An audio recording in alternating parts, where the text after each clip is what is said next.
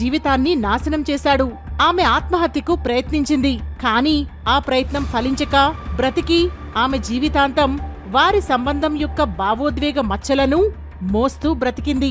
చివరగా ఒక పెద్ద గందరగోళం మధ్య ఒక కొత్త ప్రేమ చిగురించింది. కాదు ఉద్భవించింది. తన పేరు ఎవా బ్రాన్. ఎవా 1929లో హిట్లర్ను కలిసిన ఒక యంగ్ ఫోటోగ్రాఫర్ యొక్క సహాయకురాలు. ఎవా మరియు హిట్లర్ వారి సంబంధం ప్రజల దృష్టికి రాకుండా రహస్యంగా ఉంచారు. ఎవా హిట్లర్తో గాఢమైన ప్రేమలో ఉండేది. చాలా కాలం ఒంటరితనం మరియు తనని తాను నిర్బంధించుకొని ఒంటరిగా జీవించింది. అతని ప్రేమ మరియు అనురాగం పొందేందుకు ఆమె 2 సార్లు ఆత్మహత్యకు ప్రయత్నించింది.